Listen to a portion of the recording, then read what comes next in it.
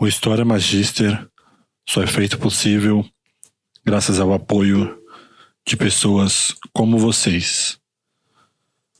Esse episódio é especialmente dedicado a Márcio Campos Porto e Nelly Rocha de Matos, os dois primeiros apoiadores do canal no Apoia-se, apoia.se/História Magister.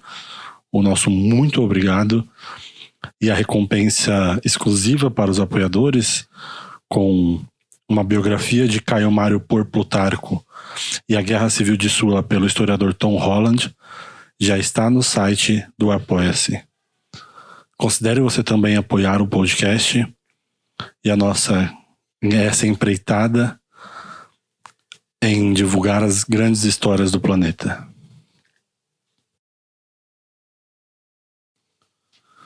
Esse é o terceiro episódio da série República Finita, uma série com diversos episódios aqui no podcast História Magister. Nós já abordamos uma boa parte do começo do fim da República Romana, da antiga República Romana.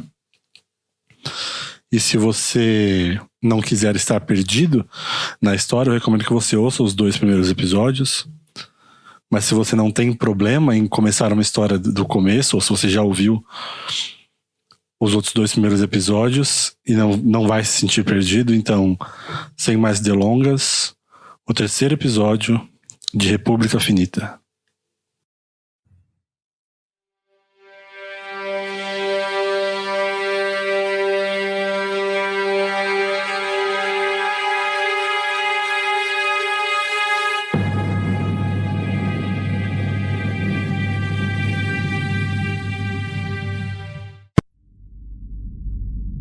Uma das grandes forças que se encontra nas histórias dos reinos antigos, dos personagens poderosos das épocas passadas, são as profecias.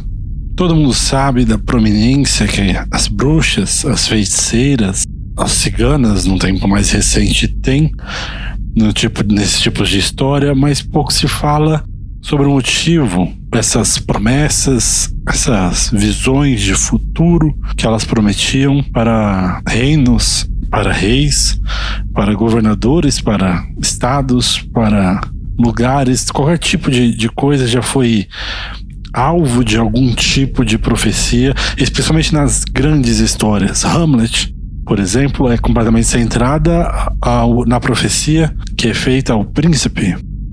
E Roma tem grandes profecias, não só sobre si, mas sobre seus personagens também. Hoje nós vamos falar de 2 personagens, um já velho conhecido nosso, que tiveram suas vidas completamente mudadas por profecias. Um deles é Caio Mário, o antigo general, os maiores generais da história de Roma, indiscutivelmente, que teve seu auge na guerra contra os Címbrios e contra os Teutões, que nós discutimos no segundo episódio deste podcast, e que eu não comentei, foi que Caio Mário, antes de se tornar general do exército, quando ele era apenas um soldado, ele teve uma profecia feita sobre a sua pessoa. E a feiticeira que fez essa profecia sobre Caio Mário disse que ele seria uma pessoa importante, um divisor de águas na história de Roma, a ponto de que ele seria 7 vezes cônsul de Roma. Se vocês se recordam do episódio passado, ele se aposentou em desgraça por ter apoiado os Saturninos, um tribuno das plebes completamente radical que saiu assassinando seus rivais. E quando ele se aposentou, ele estava no seu 6º posto de cônsul na história.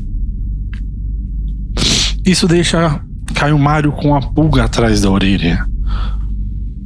E é um dos motivos pelo qual alguns historiadores dizem, um dos grandes catalisadores que levou Caio Mário a ficar tão neurótico com a sua volta que ele teve problemas de saúde mentais. Mas não foi só Caio Mário que passou pela experiência de ter a sua vida mudada completamente por uma profecia. Quando Roma estava no auge da sua turbulência política, quando as mudanças que Caio Graco tinha feito em Roma, especialmente elevando a classe equestre e equiparando ela politicamente aos senadores, que foram historicamente a grande força política de Roma. Na época em que nós chegamos agora, Roma estava completamente distorcida em sua política. Os políticos de Roma prometem coisas para o povo, prometem coisas para os grandes poderosos, tudo que eles querem ouvir, sem nenhum tipo de intenção de cumprir essas promessas.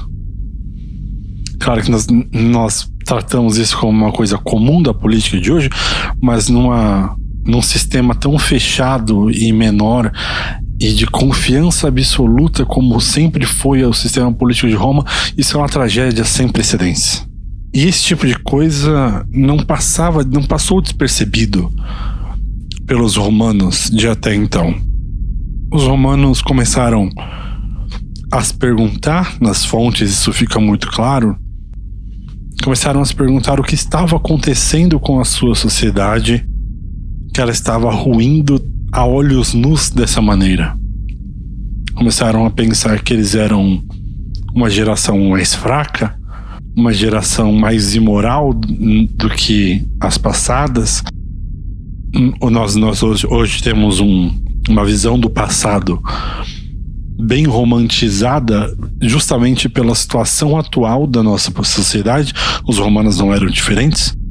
Eles pensavam também na religiosidade do seu povo, se eles estavam rezando pouco, sacrificando pouco, ou seja, se a sua sociedade estava menos envolvida com os deuses, em troca, se os deuses estavam deixando de favorecer a sua sociedade dessa maneira em que as pessoas estavam se perdendo espiritualmente e às vezes até moralmente, que a corrupção estava completamente rampante de um jeito diferente do que era antes. A sociedade romana sempre foi corrupta, mas dessa vez ela estava sendo corrupta de uma maneira paralela, porque antigamente, como nós falamos no primeiro episódio, foi o grande tema do primeiro episódio, que toda a ambição inata dos romanos, toda a sociedade deles construída em cima da ambição, servia para que no fim dessa linha de ambição que passava por toda a sociedade, essa ambição levasse Roma mais para frente. Então Roma era o grande império, era a grande nação, a grande sociedade dessa época, porque toda a sua sociedade era um grande jogo de resta um, digamos assim, onde você precisa atacar o outro e o outro precisa ser mais esperto, mais ambicioso e uma pessoa mais bem sucedida e mais esperta que você, para que você não tome o posto dele. E esse tipo de coisa levava a sociedade, mas como todo esse tipo de movimento ambicioso chegava na ponta como a glória de Roma, no final das contas, isso conseguia levar a sociedade romana e o Império Romano mais para frente e acima de seus inimigos. Agora era cada um por si. Então, quando se dizia que os romanos estavam mais corruptos e mais ambiciosos nessa época em que nós vamos comentar, isso quer dizer uma coisa diferente do primeiro episódio, do segundo episódio, porque agora eles estão votando egoisticamente. Como eu falei, os políticos com os equestres e obviamente os senadores também entraram nessa. estão falando e prometendo que as pessoas querem ouvir, e as pessoas estão começando a votar pelas pessoas que vão defender os interesses dela, não o interesse maior da sociedade romana. E esse tipo de coisa está começando a deixar marcas muito visíveis e profundas já na sociedade. Então, não existiam mais projetos em comum ou projetos para o bem da sociedade, porque os políticos estavam começando a enxergar a política romana como se fosse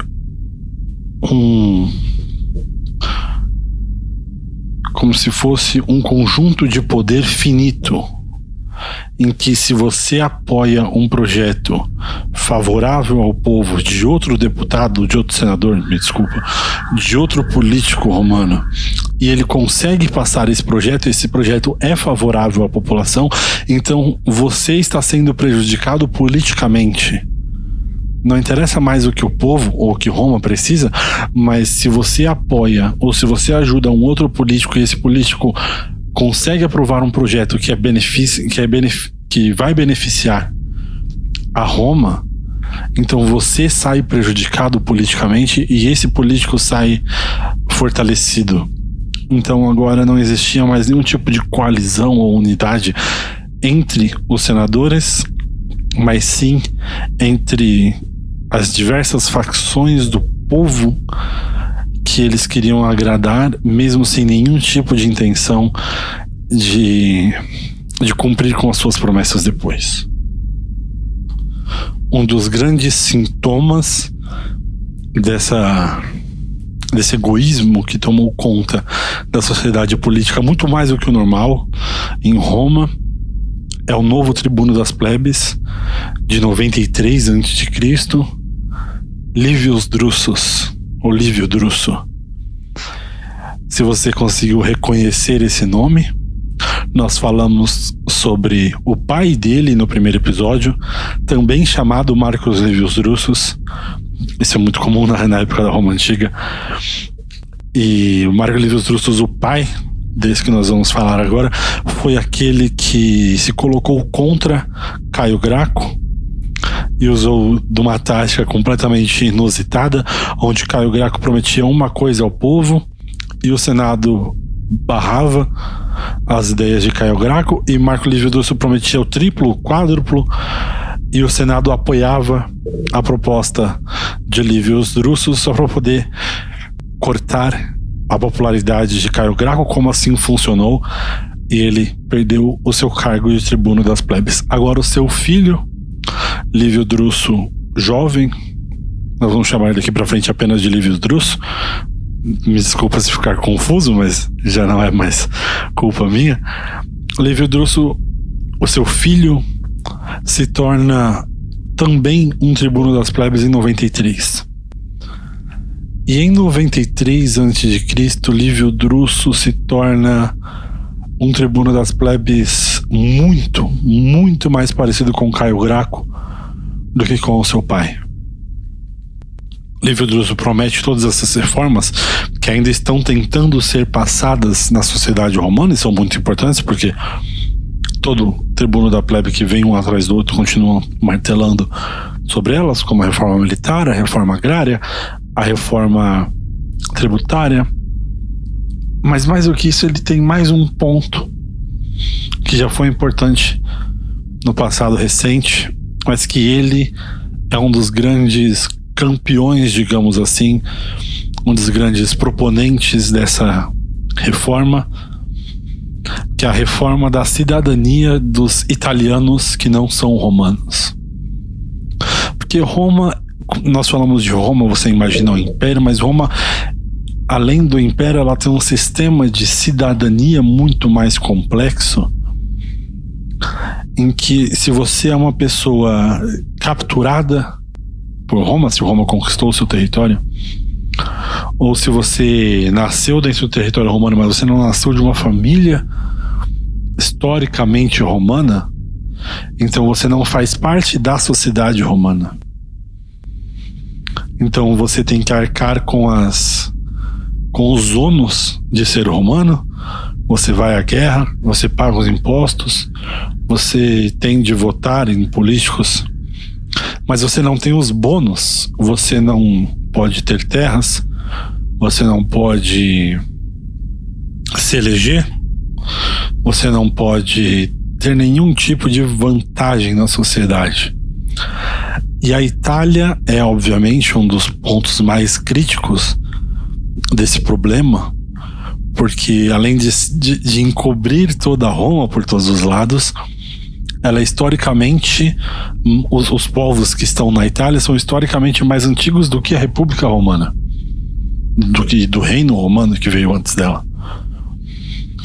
Então, esse tipo de reforma continua aparecendo cada vez mais, e o Livius Drusus, o jovem, é o mais novo proponente dessa reforma. E essa reforma é tão importante, não só do ponto de vista social, mas do ponto de vista político, porque, como eu disse, a sociedade romana ela é organizada de uma maneira em que ela é muito elitista. Então, os cidadãos italianos que não são romanos e querem fazer parte dessa cidadania romana, porque eles já lutam por Roma, já trabalham nas terras de Roma, já pagam os impostos para Roma, eles querem fazer parte agora do benefício do Império Romano. Porque Roma, há pouco menos de um século atrás, era um reino minúsculo, e agora ele é o maior império do planeta. E com isso, a sociedade mudou da água para o vinho, porque era uma sociedade pobre, era uma sociedade agrária e pequena, e agora o dinheiro que passa por ela é inimaginável. E como a sociedade é pequena, os seus cidadãos são muito restritos, e as classes são feitas quase como castas, o dinheiro continua indo para as mesmas pessoas. Então, a diferença social, o que nós chamamos hoje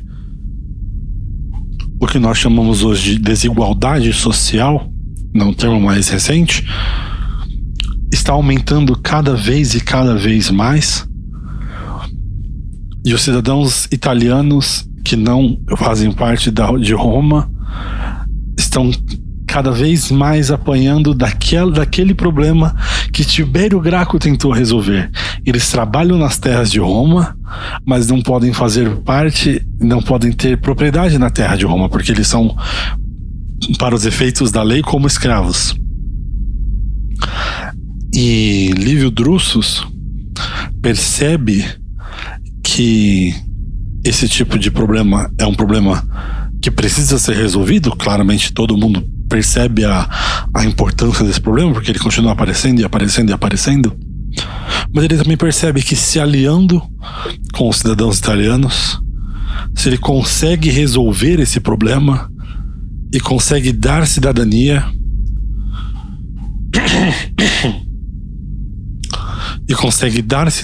aos cidadãos italianos, ele automaticamente se torna a pessoa mais poderosa de Roma, porque esses cidadãos são mais numerosos do que os cidadãos romanos atualmente. Então, automaticamente a balança ia se inverter e todas essas pessoas se tornariam clientes de Livio Druso.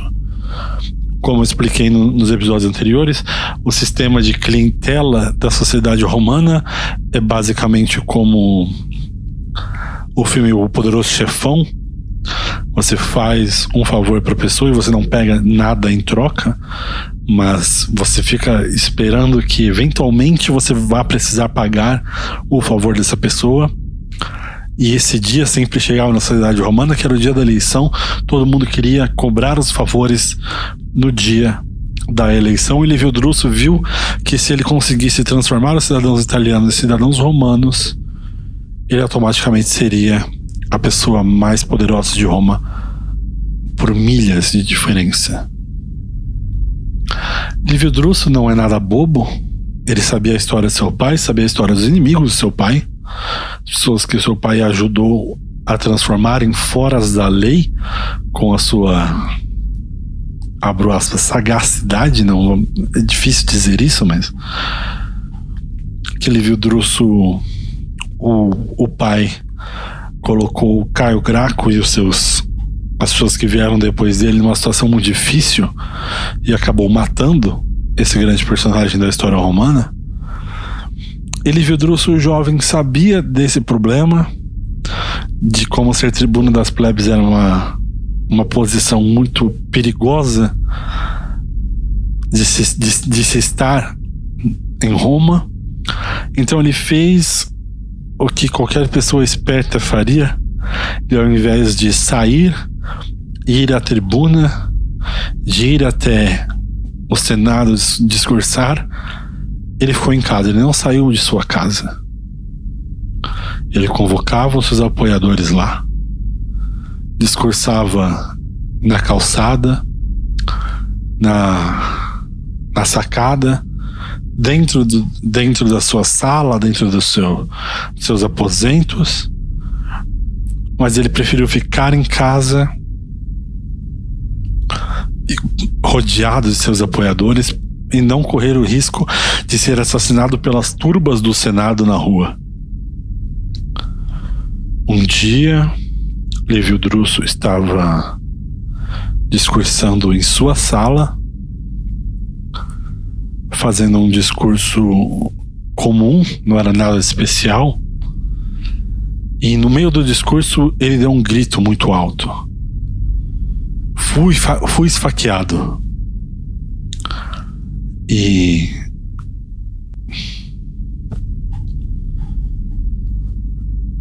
um dia, fazendo um discurso na sala da sua casa, no escuro, como era comum na sociedade romana, eles faziam muitas coisas, não necessariamente no escuro, mas com algumas velas acesas, e se era um ambiente muito grande, o ambiente ficava escuro, e Caio Livio Druso estava fazendo seu discurso e de repente ele grita que foi esfaqueado. E Appius, o historiador, diz que ele morre com esse grito ainda em seus lábios. Quando ele cai no chão, se vê uma faca cravada perto da sua cintura. Ninguém sabe quem foi que o matou, se foi um apoiador, se foi um inimigo. Mas a verdade é que, a partir desse momento, o Senado volta àquela velha rotina de começar a perseguir as pessoas, os apoiadores do tribuno das plebes que estava os dando o trabalho. E desde que a classe dos equestres começou a dominar o Senado, esse tipo de perseguição aumentou em escala de brutalidade, de violência, num nível nunca antes visto. Agora, não só eles perseguiam as pessoas e as prendiam por um tempo, ou tomavam sua propriedade, ou faziam ela renunciar ao cargo que ela tinha. Agora eles as prendiam, as colocavam em julgamento por qualquer que fosse o motivo, não interessa o grau de apoio que eles tinham. Às vezes não precisava nenhum grau de apoio, esse era o momento ideal que o Senado tinha para se livrar de todos os seus desafetos. E toda a pena que era dada, quase toda a pena, mas a grande maioria das penas que era dada nesse tipo de julgamento era sempre a morte. Então agora o Senado começa a ir atrás de diversos senadores, diversos governadores, pessoas importantes do alto escalão do comércio, da política de Roma, que eram a favor dos populares, aquela facção que se alia com as pessoas comuns de Roma, e começa a prender as pessoas. Vários deles fogem quando recebem notícias de que foram convocados para uma audiência, outros são presos e julgados. E esse tipo de movimentação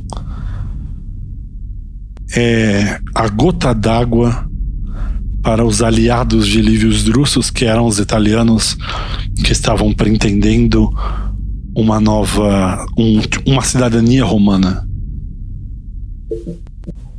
E quando esse tipo de coisa explode.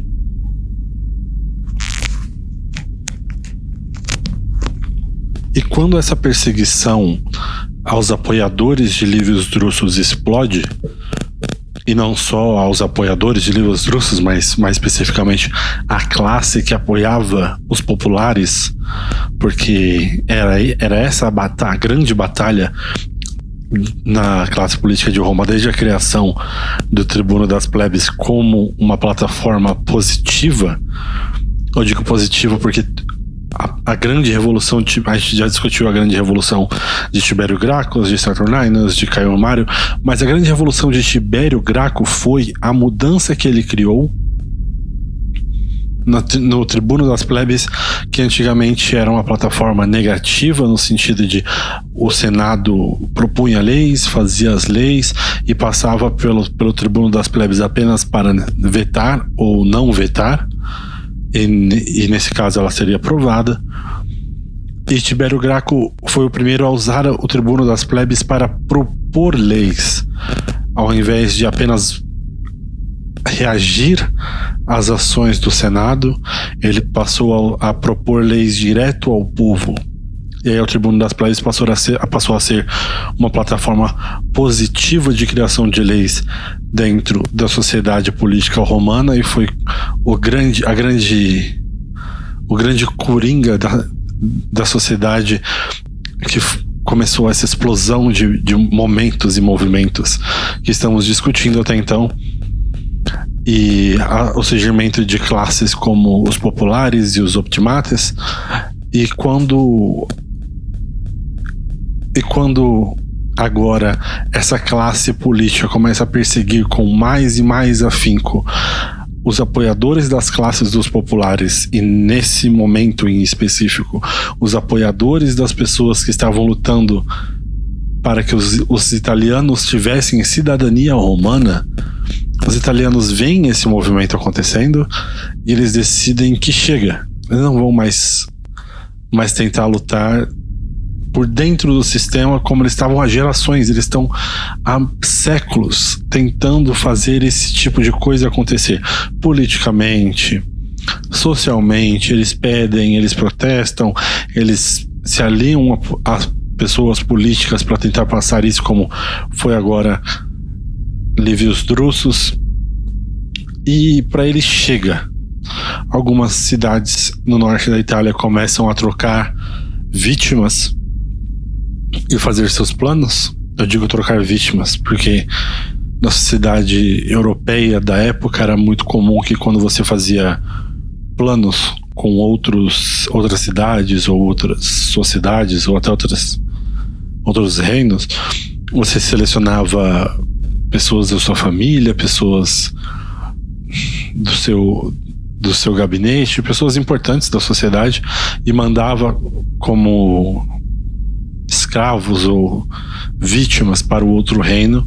Eu falava, bom, então nós vamos fechar esse plano, e caso eu não cumpra com alguma parte, você pode fazer o que quiser com as pessoas que eu te entreguei, e vice-versa.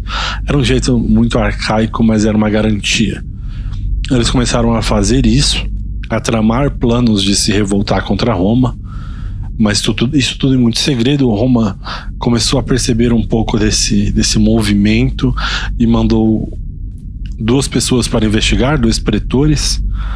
E quando eles chegaram na cidade, os italianos acharam que os pretores já sabiam do que estava acontecendo. Os pretores estavam indo lá só para tentar ver se estava acontecendo alguma coisa. Os italianos achavam que já estavam pegos. Então, necessariamente, no meio da praça principal da cidade, mataram os 2 pretores. E a guerra explodiu. Essa guerra dos italianos contra os romanos, que vai acabar matando mais de 300 mil pessoas num total. Vai durar poucos anos, mas é uma guerra violentíssima, a chamada Guerra dos Aliados, ou Guerra Social, que explodiu porque Roma se via mais importante do que a própria Itália, que era o grande, não só o símbolo físico, mas o espaço territorial mais importante para o Império, e eles tratavam com esse tipo de desprezo até mesmo as pessoas, os seus aliados mais próximos. Então, a partir desse momento, começa uma guerra onde um lado está a Itália, do outro lado está Roma. Sei que para nós modernos é uma concepção esquisita, mas espero que eu tenha conseguido explicar bem o suficiente para você entender que nessa época são duas coisas completamente distintas, e apenas pela vontade, pela teimosia de Roma, porque tudo que os cidadãos italianos mais querem é ser parte do Império Romano completamente. Eles fundam uma nova capital que fica em Crafênio, uma região um pouco mais ao norte da Itália. Lá eles montam um senado, eles montam 2 cônsuls, eles montam uma constituição que parece quase igual à Constituição Romana, porque os italianos não querem sair da Itália. Esse é o ponto completo da guerra que vai acontecer agora. É que eles não querem deixar Roma. Eles estão sendo praticamente obrigados pela intransigência.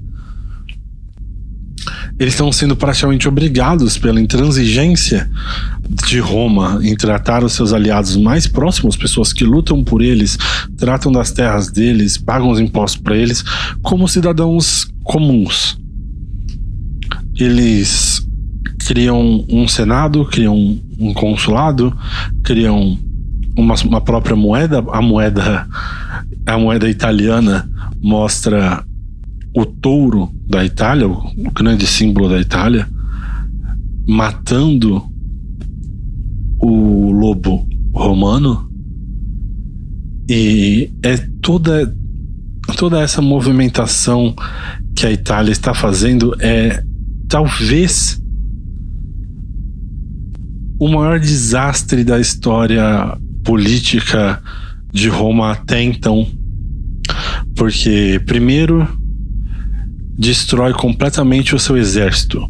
Quando Roma está lutando com outras tribos, não só tribos selvagens, digamos assim, como os teutões, como a tribo do norte da África que nós discutimos no começo do episódio 2, eles ganham sempre, por mais difícil que seja, por mais que tenham complicações. Quando eles estão lutando contra outros reinos, eles ganham de todos os reinos com uma mão nas costas, porque aquela ambição que eu comecei discutindo toda essa série levou o exército romano a ser um pé e uma cabeça acima de qualquer outro exército na história do planeta até então.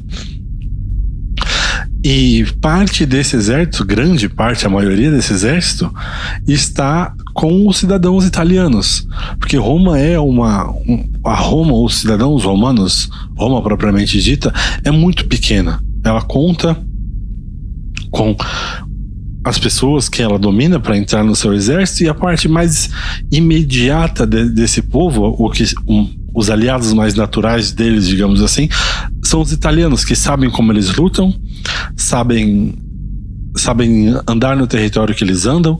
Território esse que é o segundo grande desastre, motivado por que a gente pode lembrar dessa guerra, porque a grande tática de Roma sempre foi não deixar o inimigo entrar na Itália. Quando nós estávamos discutindo os teutões no episódio passado, você lembra que tanto Caio Mário quanto o outro cônsul que estava com Sulla estavam rodeando os Alpes e o leste da Itália, tudo para tentar impedir que os teutões entrem no coração da Itália. Bom, a partir do momento que você entra em guerra com os italianos, o seu inimigo é a própria Itália. Então você não tem mais como evitar a desvantagem de estar automaticamente, no momento em que você declara guerra, completamente cercado do seu inimigo. Terceiro, e o maior dos problemas, não político dessa vez, mas da sua política externa, digamos assim, é que pela primeira vez desde que Roma se tornou uma grande potência, os seus vizinhos veem a oportunidade de atacar Roma, porque ela pela primeira vez está num conflito interno. Roma, por todos os defeitos e todas as bagunças que nós estávamos falando até agora, ela sempre resolveu isso no âmbito político. Por mais que os assassinatos tenham sido colocados no meio, ela sempre resolveu isso no seu âmbito político como uma unidade frente aos inimigos externos. Agora ela deixou de ser uma unidade. A Península Italiana rachou em duas, e é a primeira vez em séculos, em diversas gerações, que os seus inimigos, não só as pessoas que a Itália dominou, mas as pessoas que fazem fronteira com a Itália, que são constantemente atacadas e ameaçadas pela própria existência de Roma, é a primeira vez que eles veem Roma numa situação tão vulnerável.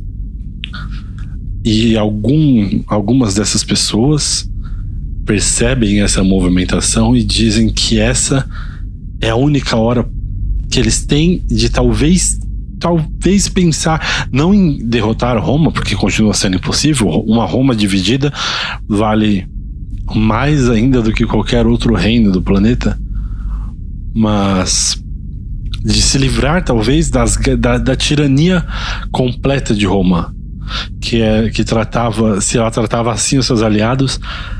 Fica a imaginação de vocês. Eu não tenho, daria um outro podcast completamente o jeito com que Roma subjugava os seus inimigos, mas ele precisava ser o mais cruel possível com as pessoas que ele dominava para manter um império completamente aterrorizado de si.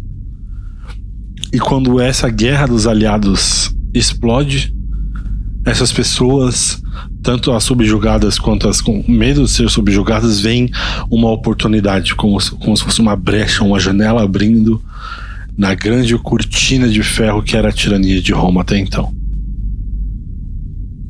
Uma das pessoas que percebeu essa oportunidade de sair da zona de perigo do Império Romano foi Mitrídates VI de Ponto.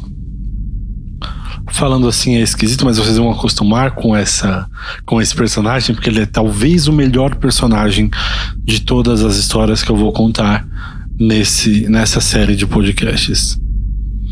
Mitrídates, o nome dele é Mitrídates, mas eu acostumei a falar Mitríades pelo jeito que se lê em inglês, então vocês me desculpem. Eu não tenho consistência nenhuma. Uma das traduções é Mitríades, então eu vou me ater a essa. Mitríades, ele era rei do Reino do Ponto. O Reino do Ponto ficava na Anatólia, onde hoje seria a Turquia moderna. E Mitríades, ele era um personagem muito, desde o começo, muito fascinante. A sua origem é uma coisa muito incrível. Ele era descendente direto não só dos gregos antigos, como ele dizia-se que ele tinha a mesma linhagem de Sócrates, e do outro lado da sua família ele era descendente direto de Alexandre o Grande, o grande conquistador. Alexandre o Grande obviamente fez história pela Turquia quando ele passou pela Anatólia, e Mitrídates, ele exibia para todo mundo essas duas partes dele, digamos assim. Ele dizia que ele era uma pessoa iluminada no sentido de ter contato com os problemas do povo, como os gregos diziam que um governante tinha de ter, mas ele também se colocava como um grande rei, um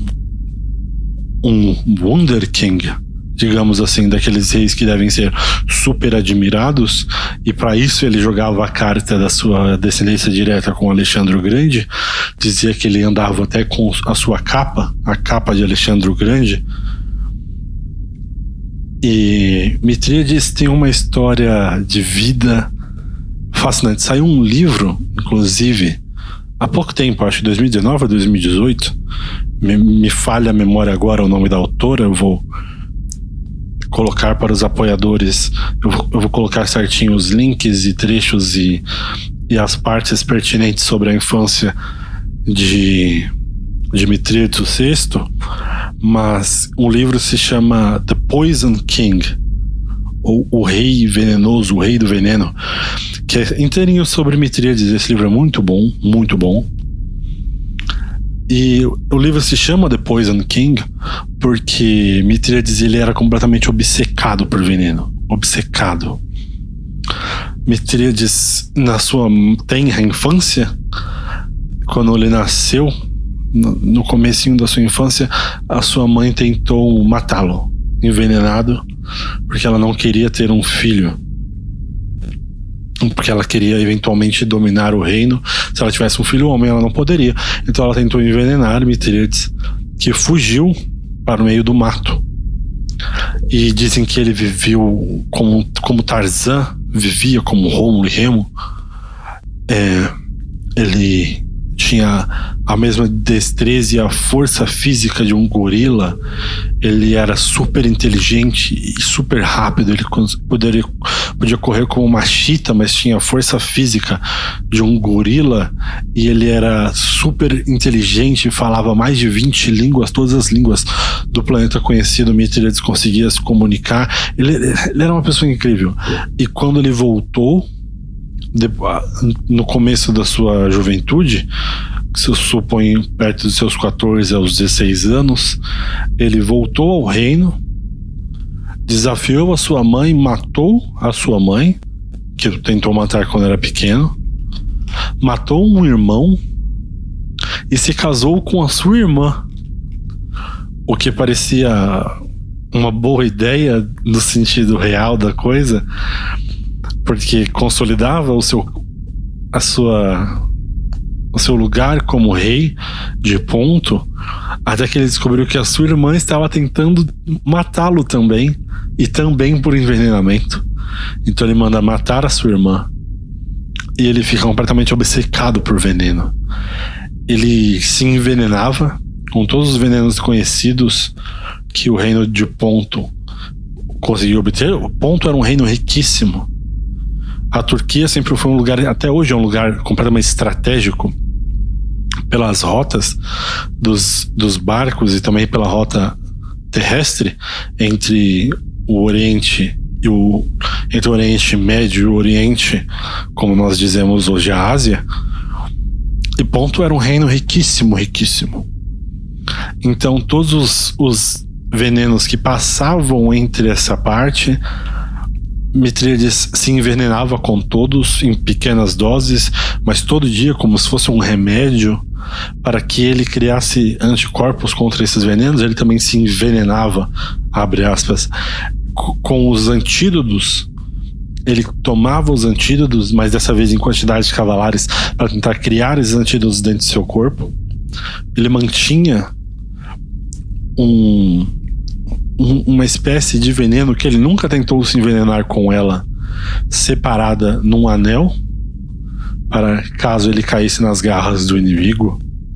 Mais ou menos que é a tática, inclusive, que anos mais tarde inspirou os nazistas. Os nazistas tinham uma cápsula de cianeto em dentes falsos, alguns deles, para evitar que eles fossem pegos e torturados e contassem alguma coisa pelo inimigo.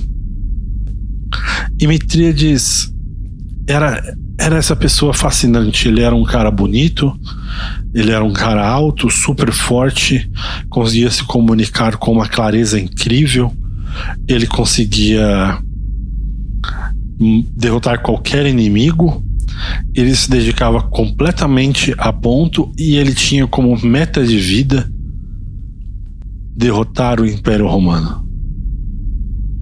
E ele tem essa meta por conta de uma profecia feita para ele por uma feiticeira quando ele conquistou o reino de Ponto.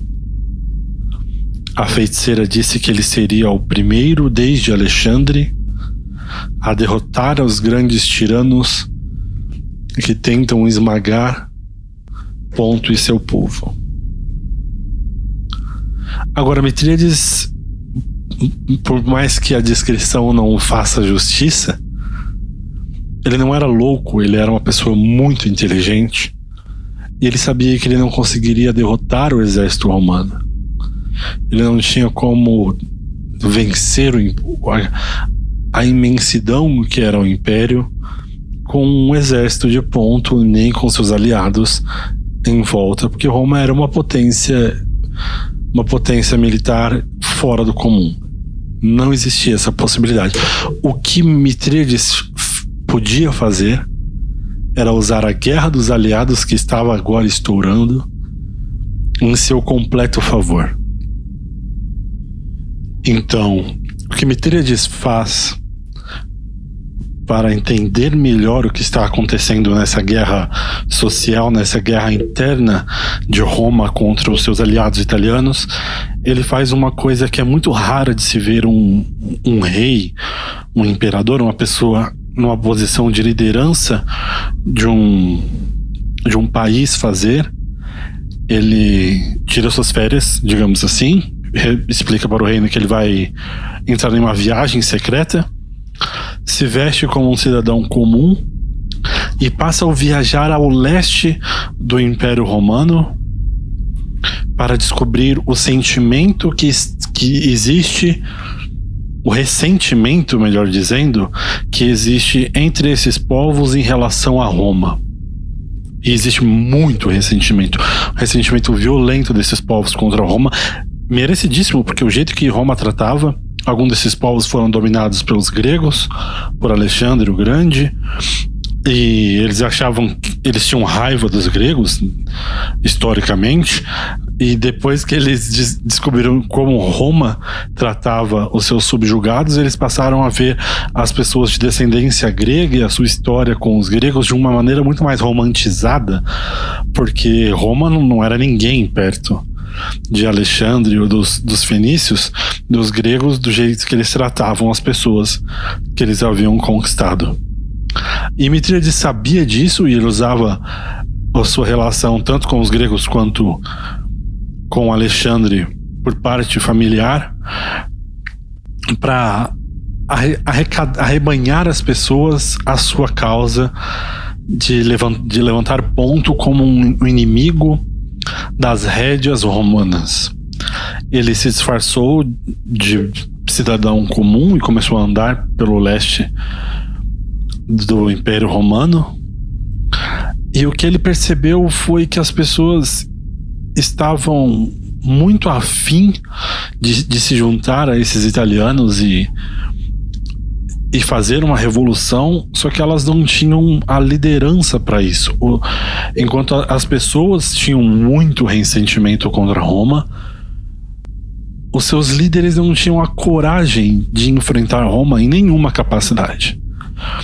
Roma tinha relativamente em cada país desses, em cada área dessas, digamos assim, uma legião apenas para cuidar de todo um país. Só que isso era mais do que o suficiente, porque uma só legião não conseguia ser desafiada. O povo morria de medo. É um medo que alguns historiadores vão dizer que só foi se encontrar novamente na história com os mongóis, o jeito que Gengis Khan tratava os seus inimigos. É coisa de lenda, todo mundo sabe alguma história sobre a violência que Gengis Khan aplicava. Os romanos eram um equivalente deles na época antes de Cristo.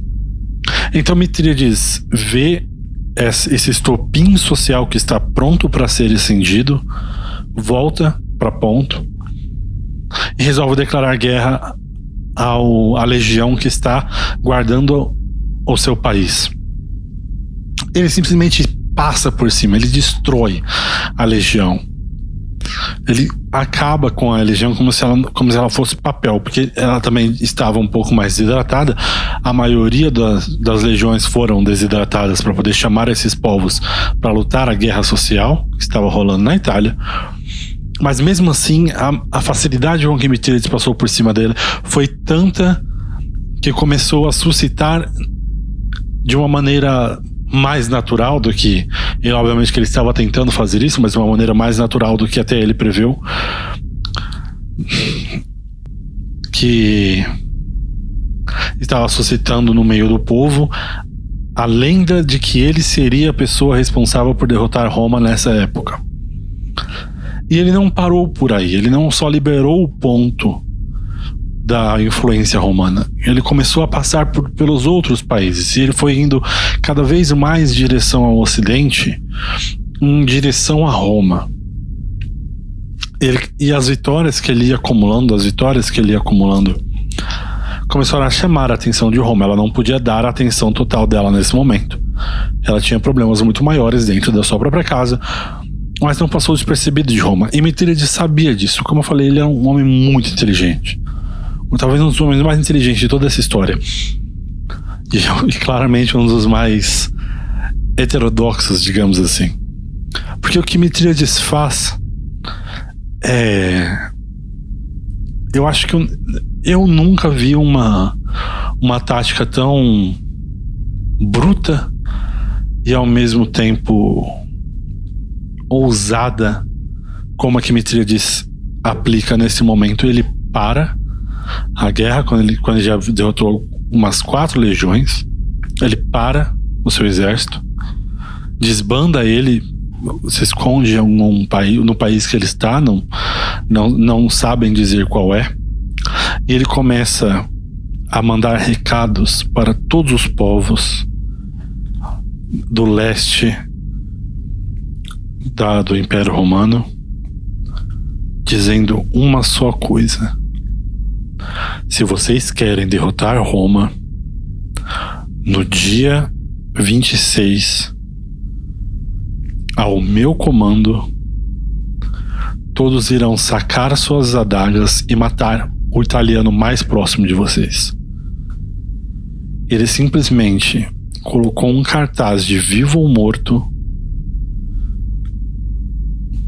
Ele simplesmente colocou uma ordem de assassinato a todos os romanos de uma vez só, e todos os executores era toda a população que tinha alguma coisa contra Roma. Isso é de uma audácia que poucas vezes eu vi alguma pessoa com esse tipo de coragem de fazer isso na história. Mitrídates era esse tipo de pessoa. Chegando o dia 26, Mitrídates estava num país que os historiadores não dizem qual é. Ele dá a ordem de onde ele está, para que as pessoas à sua volta saquem as suas adagas e matem os romanos que eles veem. E alguns o fazem. Ele pessoalmente não faz, mas as pessoas que estão à sua volta fazem, e todos veem que é sob a ordem dele. E agora, quando esse tipo de movimento se espalha, quando esse tipo de notícia se espalha e começa a irradiar, e os outros países ao redor começam a fazer a mesma coisa, Mitrídates se coloca numa trajetória de inimigo de Roma como poucas vezes na história de Roma alguém se colocou, porque dessa vez não tem mais volta. Roma era conhecida por ser implacável, mas Roma, não raro, se os seus inimigos se rendessem, ela tratava eles como clientes e eles podiam viver, digamos assim, poderiam sobreviver e continuar fazendo as suas coisas enquanto Roma controlava as cordas por trás. Mitrídates acabou com essa possibilidade nesse dia, dando essa ordem. E Mitrídates se provou até aqui um mestre da propaganda. Ele soube se colocar como a pessoa que historicamente iria vingar não só a história dos fenícios quanto dos gregos, como uma pessoa que existia profecias de que ele era destinado a quebrar a hegemonia romana. E agora que ele colocou todo o leste de Roma contra Roma de uma maneira irrevogável, ele tinha de se colocar como o líder e o herói dessa revolução que ele havia convocado. E Mitríades, de novo, de uma maneira muito inteligente, o faz convocando o legato, que é o responsável pela legião da região de Ponto. O capturam, o levam até Mitríades, e Mitríades o prende na praça principal da capital de Ponto, convida as outras pessoas da região para testemunhar o que ele vai fazer, e faz um discurso que Tom Holland, o historiador, descreve assim, abro aspas: reis e imperadores de toda a Ásia, pessoas de coração bom de todo o continente, os nossos lordes romanos só querem saber de uma coisa: ganância. Ganância por império, ganância por dinheiro e ganância por vidas que não os pertencem e não os pertencerão jamais. Fecho aspas. Com isso, ele mandou ajoelharem o legato romano, seguraram a sua boca aberta e jogaram ouro derretido dentro da sua garganta, olhos e ouvidos.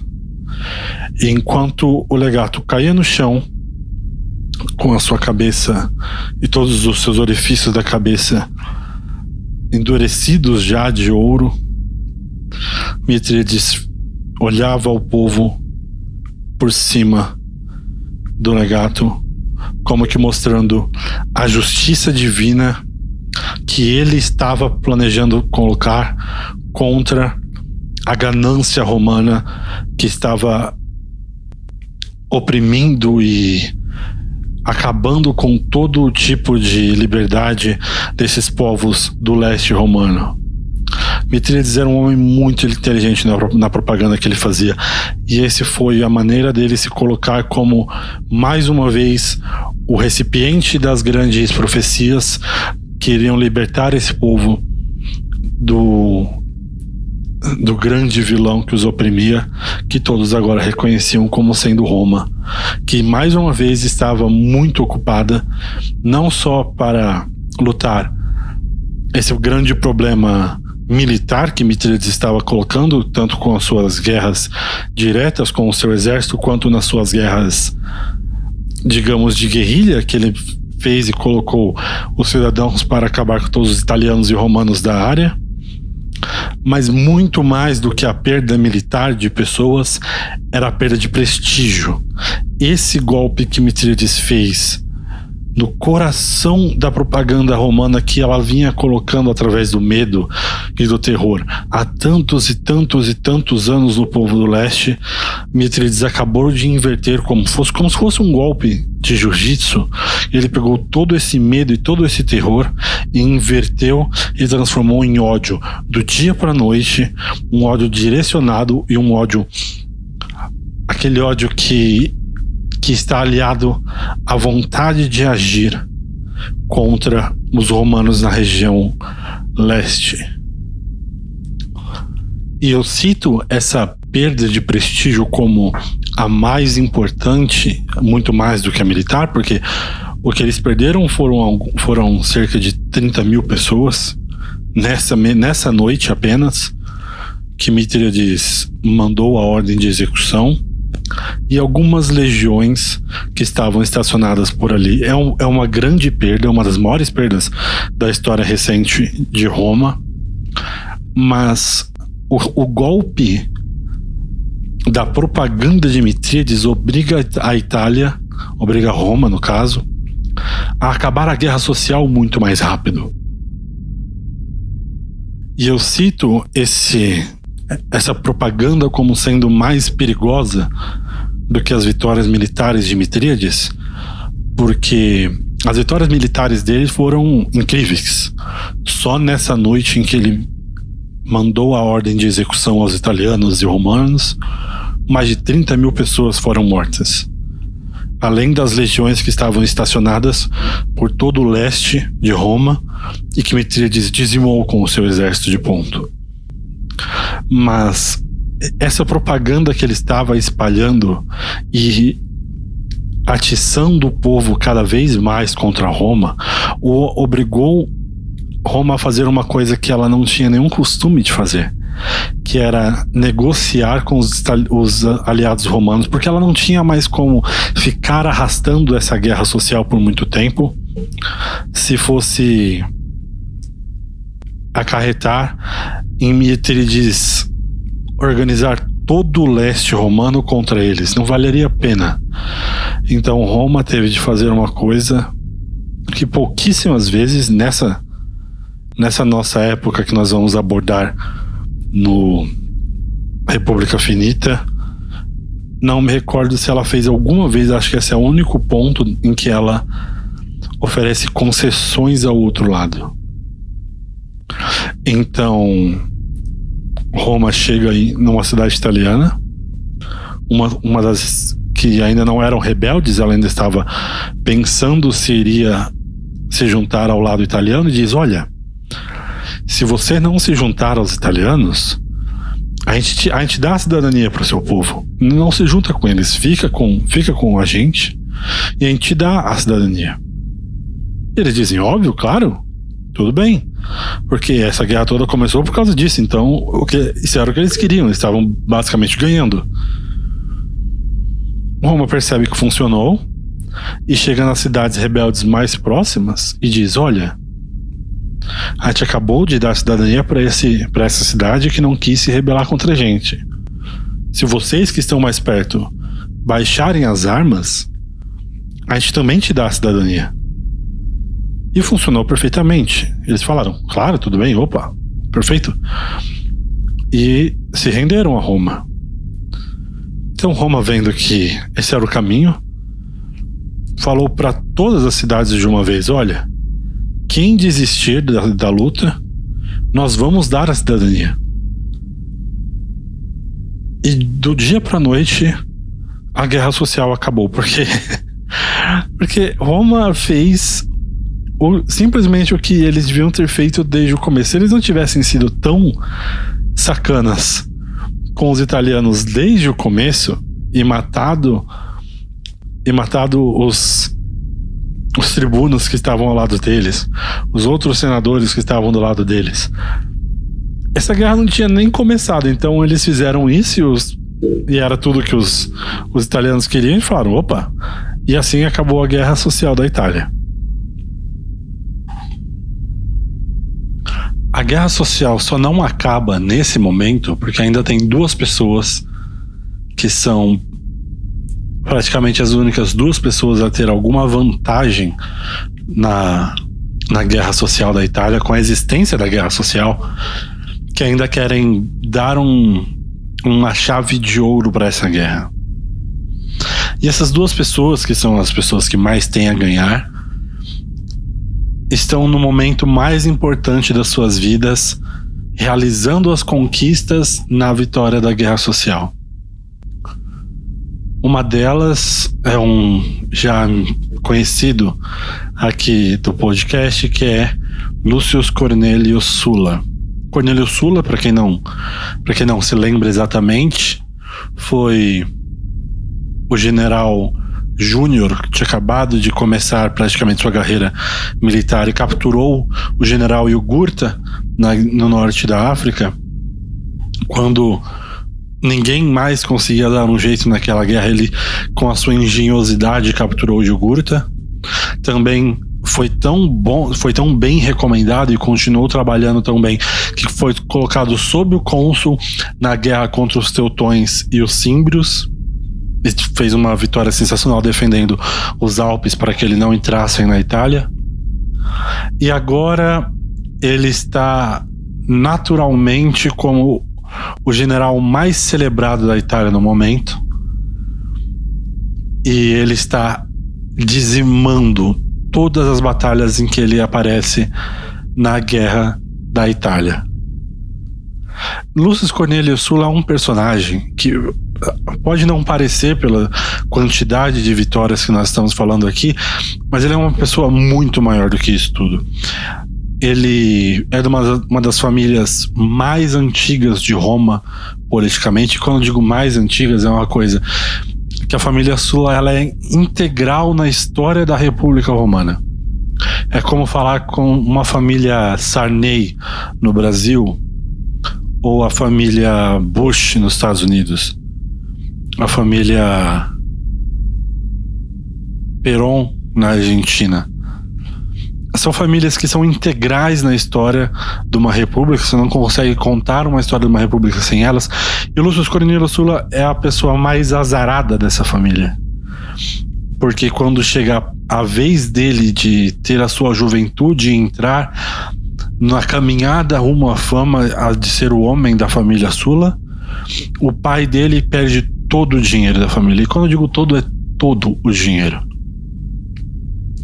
Alguns historiadores, como Tom Holland, diz que seria melhor para Sulla não nascer pobre ou nascer numa classe mais baixa, como a dos cavaleiros, do que ter nascido numa classe tão alta e não ter como cumprir as expectativas, porque Sulla se viu nesse momento sendo cobrado por toda a sociedade e sem ter nenhum apoio da sua família ou nem da sociedade para cumprir essa expectativa. Então ele teve uma infância e uma juventude muito conturbada. Na juventude ele é o que nós chamaríamos de rebelde, de delinquente. E uma das coisas que ele fez na sua juventude, na sua adolescência, seu jovem adulto Sulla, foi se envolver com uma prostituta que se apaixonou completamente por Sulla. Era a prostituta mais bem paga de Roma, a história não guarda seu nome, mas era a prostituta mais bem paga de Roma, e quando ela veio a falecer, ela deixou toda a sua imensa fortuna apenas para Lucius Sulla.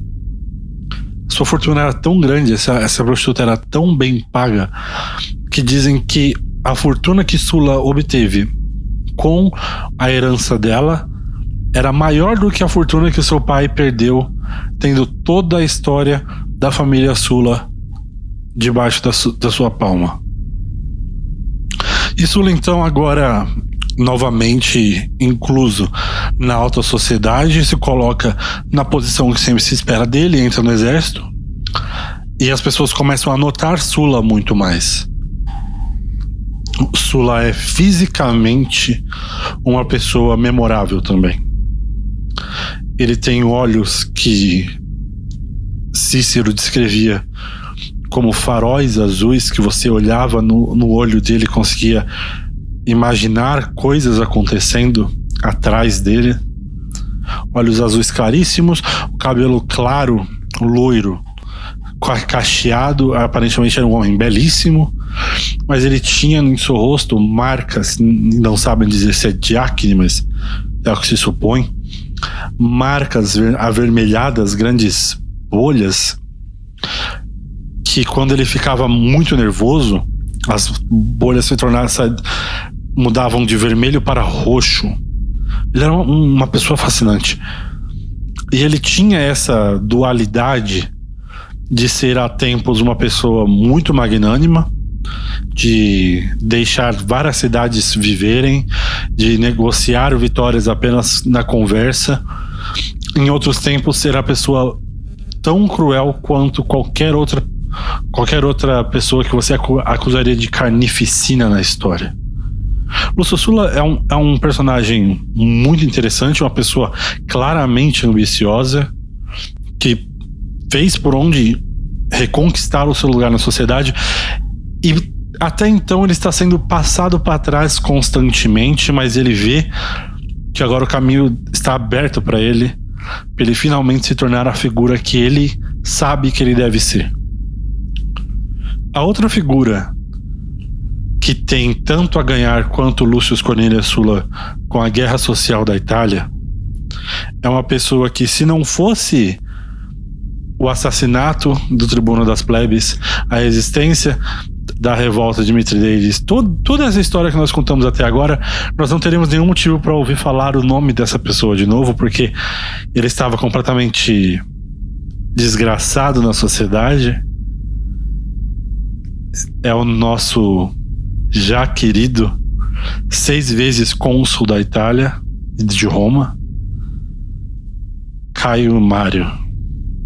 Caio Mário, nós, como vocês lembram, no final do 2º episódio, se aposentou completamente em desgraça por ter apoiado os Saturninas quando ele começou a assassinar os seus inimigos e colocar o seu exército pessoal para ganhar as seguidas eleições do Tribuno das Plebes, e Saturninas foi preso, acabou morrendo pela mão da turba que estava revoltada porque Caio Mário não mandou matá-lo, mas mandou apenas prendê-lo, ia dar uma, como se diz, uma prisão administrativa.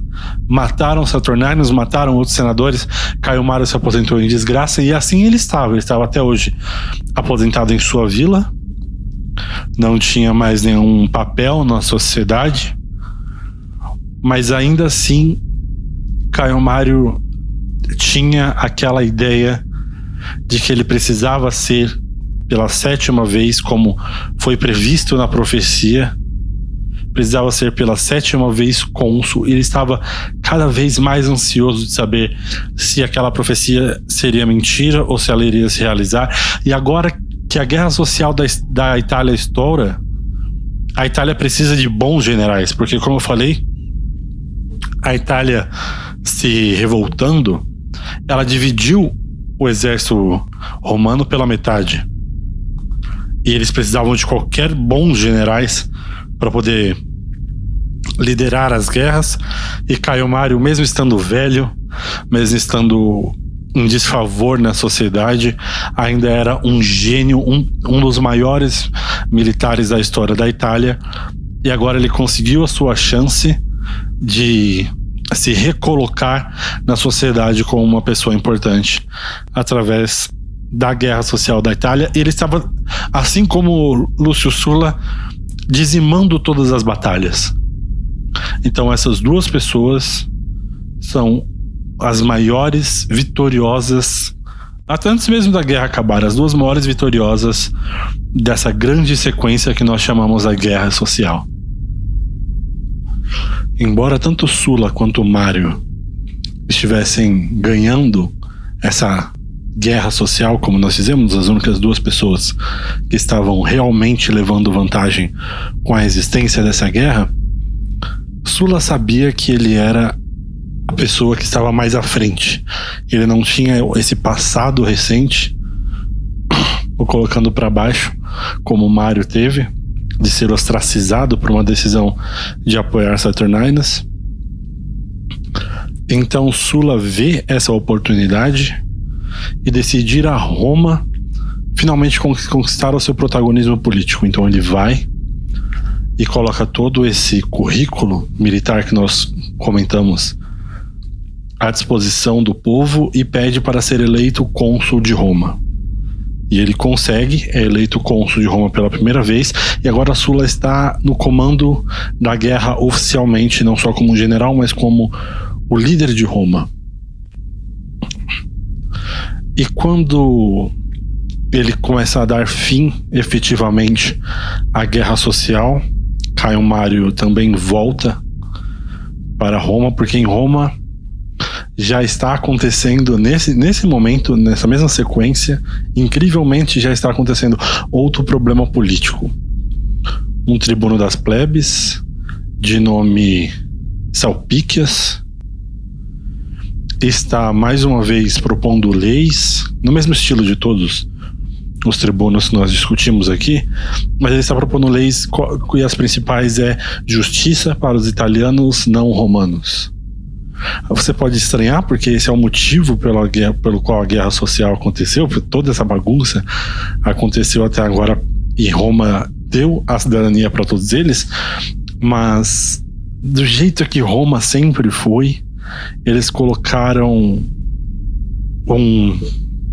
eles enganaram os cidadãos italianos nas entrelinhas do contrato, digamos assim, e essa suposta cidadania que ele deu aos italianos era basicamente que eles podiam participar em votações, mas em comissões que não influenciavam em nada o governo romano e nem tinham peso nas escolhas dos senadores ou dos cônsuls. Então, o que Roma fez foi basicamente passou a perna em todos os italianos para acabar com a guerra social, que começou porque eles estavam se sentindo passados para trás por Roma, e Sulpicius não perdeu nenhum tempo e resolveu já se lançar nessa plataforma de fazer justiça aos italianos que acabaram de ser passados para trás. Nesse comecinho de fim da guerra, ainda há cidades lutando, mas a maioria já se rendeu pela troca de cidadania. E Sulpicius, assim como nós comentamos anteriormente, ele está, como todos os outros, aprendendo cada vez um pouco mais. Então Sulpicius, ao invés de ir ao fórum debater com a cara limpa, como faziam os irmãos Graco, ou de ficar em casa debatendo para se proteger, ele criou uma milícia ou um grupo de soldados e gladiadores que ele contratou do próprio bolso para formar um grupo que ele chamava de anti-senado, porque o senado, agora tendo esse costume já conhecido dos romanos de mandar assassinar todos os tribunos das plebes que contrariavam eles, ele criou o anti-senado para tentar protegê-lo. E conta a história que várias vezes o anti-senado, por mínimo 3, realmente salvou a vida de Sulpicius. Quando os cônsuls, quando os mandados de Sulla e dos senadores tentavam matar Sulpicius por estar lutando contra esse fim da guerra que ficou amarga, o anti-senado por várias vezes salvou a vida de Sulpicius, mas ainda assim faltava algum peso político para Sulpicius conseguir mudar essa decisão tão recente. Porque quanto mais recente a decisão, maior o peso político você precisa mudar para mudá-la. E Sulpicius tinha muito peso social, mas ele não tinha o peso de ser de uma família histórica, nem o peso de ter servido no exército. Ele era um tribuno das plebes que veio das plebes. Então ele se alia com uma grande figura de Roma, que é Caio Mário. Caio Mário, que entrou em ostracismo por apoiar um tribuno das plebes, agora sai do ostracismo para apoiar outro. E com o apoio de Caio Mário, o apoio político-financeiro de Caio Mário, Sulpicius consegue colocar essa proposta através do Senado, por cima do Senado, direto ao povo, com a garantia de que ela vai ser aprovada. E Caio Mário só pede uma coisa em troca desse poder todo que ele ajudou Sulpicius a alcançar. Ele não quer ser cônsul, ele tá tudo bem para ele que Sulla seja o cônsul nesse momento. O que Caio Mário quer é o que o Sulla ganha com o consulado dele, que é o comando da guerra contra Mitríades, que ainda está rolando no leste. Caio Mário faz questão de ser o comandante dessa guerra, como todo mundo que agora tem algum poder no exército quer essa guerra contra Mitríades. Sulla só foi até Roma para tentar ganhar o consulado, de olho nessa guerra que viria logo após a guerra social contra Mitríades, e todo mundo quer essa guerra. Por que todo mundo quer essa guerra? Porque se diz que vai ser uma guerra muito fácil. Como nós comentamos, Mitríades tem pouquíssimas pessoas, 1,5 legião romana em paralelo, digamos assim, em equivalência, mas que daria imensos benefícios para quem ganhar essa guerra, porque o reino de Mitríades nunca foi conquistado. Aquela área da Turquia nunca esteve sob dominação romana. Ela estava no limite ali. E é dito que os guerreiros de Ponto, as suas próprias armas e armaduras, elas são cravejadas de brilhante com linhas douradas.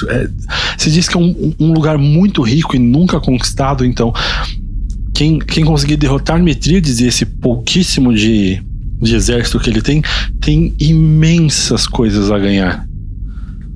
E agora que o poder político de Roma cada vez mais depende do dinheiro, porque os cavaleiros entraram e eles são os donos do comércio, e agora donos das terras sendo senadores, o dinheiro é cada vez mais importante para você ter poder dentro de Roma, politicamente falando, mais do que o normal. Então Caio Mário pede em troca apenas que ele consiga ser o comandante contra a guerra que vai se desenvolver contra Mitríades. E Salpíquias diz que tudo bem, passa essa lei, de novo por cima do Senado, apresenta direto ao povo, o povo que ainda tem um carinho grande por Caio Mário.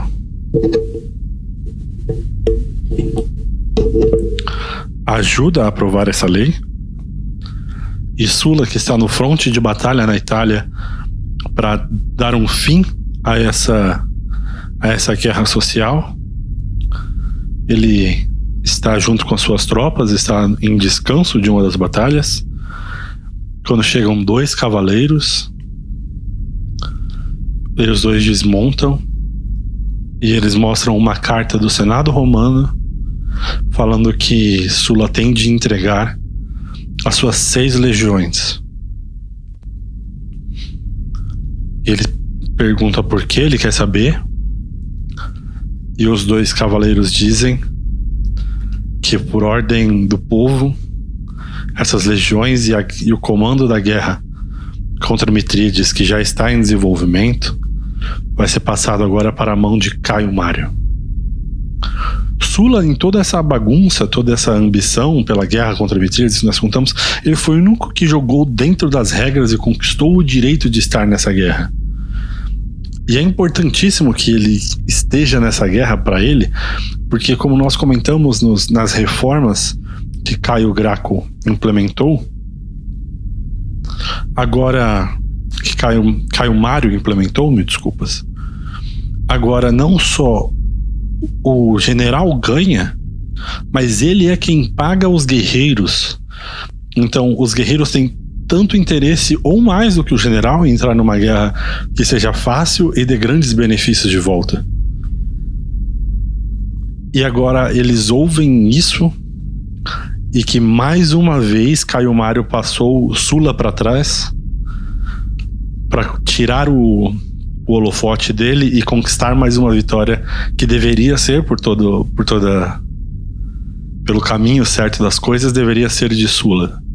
Sulla ouve esse pedido dos cavaleiros, essa ordem do Senado, vira para suas 6 legiões e diz: e agora? O que nós vamos fazer? Claro, o Cícero nos conta, quando destrincha essa história na sua vida de Sulla, que Sulla claramente já pergunta isso na intenção do que vai acontecer daqui pra frente, mas ele não pode dar a entender nada disso, porque aí sim seria uma grande quebra de contrato. Mas quando Sulla pergunta aos seus legionários o que eles irão fazer agora, ele só tem uma resposta na cabeça. Sulla deixa eles pensando na resposta, volta a Roma para discutir isso com o Senado e com o tribuno das plebes, Salpíquias. E ele diz que Cícero nos diz que os cavaleiros que ficaram de guarda na posição onde eles estavam ficaram discutindo isso por dias e dias a fio e não conseguiam entrar em consenso. Então Sulla volta a Roma,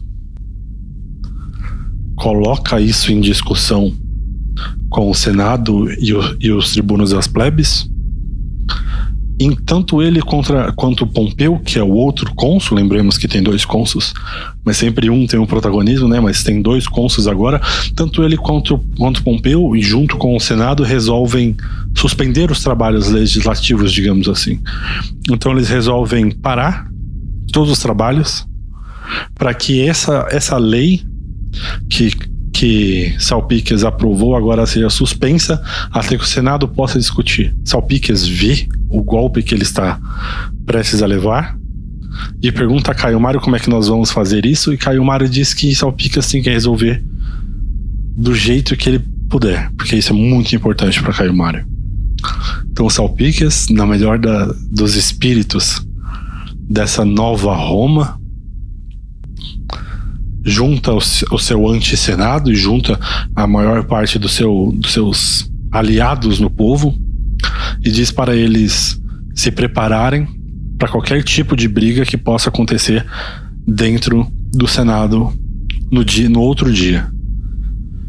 Então no outro dia Salpíquias vai, Caio Mário também vai, mas fica apenas observando, e Salpíquias diz para os cônsuls que isso é um golpe que eles estão dando na República, que essa paralisação é ilegal e que eles precisam desparalisar os trabalhos para que ele possa passar as leis que ele precisa para o povo. E obviamente se Sulla se recusa, boa parte do Senado se recusa, Pompeu também. Não confundir com o Pompeu que vai aparecer mais pra frente, ok? Mas é outro Pompeu. E quando eles se recusam a desparalisar os trabalhos, Salpíquias dá a ordem e todos os seus aliados e o seu anti-senado sacam facas e armas e porretes e dizem que vão matar os 2 cônsuls se eles não destravarem os trabalhos. Salpíquias apenas fica com uma mão levantada, nos conta Cícero, e diz que quando ele derrubar essa mão, os seus aliados podem tomar a medida que quiserem. Então Pompeu resolve sair do Senado e correr em seu cavalo o mais longe que ele pode. Sulla diz que vai sair para consultar os seus assessores e também sai do Senado.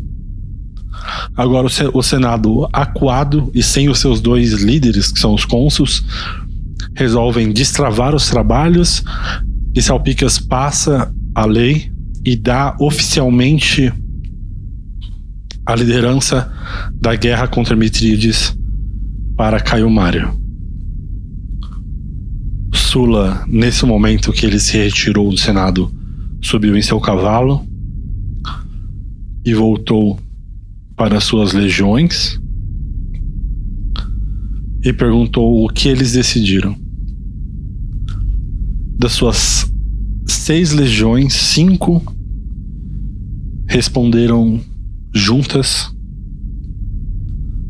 uma coisa que é considerada até hoje um dos maiores divisores de água na história de Roma. Elas respondem: vamos a Roma e vamos restaurar o que é seu ao que é de Roma. Essa frase não faz tanto sentido assim em português, mas colocando no português tradicional seria: vamos a Roma e vamos colocar tudo de volta no lugar. E essa era a resposta que Sulla já estava prevendo. Mas ele, como cônsul, não poderia sugerir uma coisa dessa, porque isso é o tipo de coisa que não existe precedente na história de Roma. Então, uma legião fica na cidade em que eles iriam batalhar. Não esqueçam dessa legião, é muito importante ainda ela. Mas Sulla, com essas outras 5, marcha de volta em direção a Roma para tentar intimidar o grupo de Salpíquias a recolocar a ordem normal das coisas. Como eu contei anteriormente, o posto de tribuno das plebes, ele mudou completamente. Ele foi o grande coringa da história política de Roma. E Sulla, ele fazia parte do grupo tradicional, dos optimates, digamos assim, de pensamento, que colocava a culpa da existência do tribuno das plebes como uma coisa positiva, de propor leis ao povo, como culpado de toda a crise que Roma estava passando desde então. E ele indo a Roma, uma das coisas que ele diz aos seus legionários que vai restaurar é o fim do tribunato das plebes. Claro que não é um caminho rápido, não é um carro que eles andam, é a cavalo, então a cavalgada leva um pouco mais de tempo, e essa notícia acaba chegando nos ouvidos de Salpíquio e Caio Marius, e eles percebem que Sulla não está para brincadeira. Então eles mandam uma legião que estava sob Caio Mário para encontrar Sulla nos limites da cidade de Roma e argumentar com ele que ele sabe que é proibido entrar com qualquer tipo de exército armado dentro de Roma. Essa recepção alcança Sulla, e Sulla claramente diz que você não precisa se preocupar, nós viemos aqui apenas para demonstrar força e dizer do nosso apoio contra essa lei que vocês acabaram de passar. Existe gente que são contra, o cônsul é contra, e aqui está o nosso apoio não só político, mas de força contra essa lei, mas por favor chame Salpíquias, vamos discutir isso. E assim que a congregação que Salpíquias mandou vira as costas e começa a voltar para dar o recado, Caio Mário e seus legionários vão logo atrás. E quando eles começam a passar as pontes que desembocam em Roma,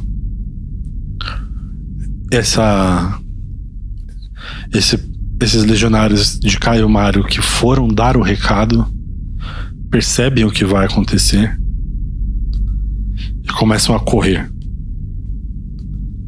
E nesse momento Sulla dá a ordem para que os seus legionários entrem em Roma armados e comecem a batalhar contra os legionários de Caio Mário. Essa é a primeira vez na história de Roma em que 2 exércitos estão batalhando dentro da cidade, ambos sob a bandeira romana. Toda guerra civil que tenha acontecido antes, todo tipo de disputa política que tenha desembocado ou não em morte, esse é um movimento tão inesperado por parte de Sulla, mas somando as coisas, estava claro como a água que era isso que ia acontecer. Nunca isso tinha acontecido antes, mas em retrospecto seria a única vazão natural de toda essa discórdia. Então, a primeira guerra civil de Roma nasce quando Sulla entra com as suas 5 legiões dentro da cidade para derrotar Caio Mário e Salpíquias. Uma das frases que Cícero é famoso por cunhar é que o fogo não escolhe inimigo. Dizem alguns que é a origem da frase fogo amigo, mas quando os legionários de Sulla entram em Roma, eles começam a caçar as pessoas, os apoiadores dos populares, e começam não só a matar as pessoas que eles acham, mas botar fogo naqueles prédios que eles sabem que são historicamente de apoiadores dos populares. E esse fogo começa a se espalhar por Roma, esse desespero, porque você imagina a situação do povo de Roma, porque eles não tinham televisão para ligar e saber o que estava acontecendo enquanto tudo isso estava fervendo. O Sulla estava se movimentando, levando quase uma semana se movimentando com seus legionários até lá, e a movimentação dentro de Roma por parte de Caio Mário e do tribuno das plebes, isso tudo é a primeira vez que isso vai acontecer. Daqui pra frente, isso vai ser uma norma. Hoje, quando a gente estuda qualquer coisa de história, a gente sabe que guerras civis dentro de Roma é uma coisa normal, mas é normal a partir desse momento. Antes disso, nunca havia acontecido nada nesse nível.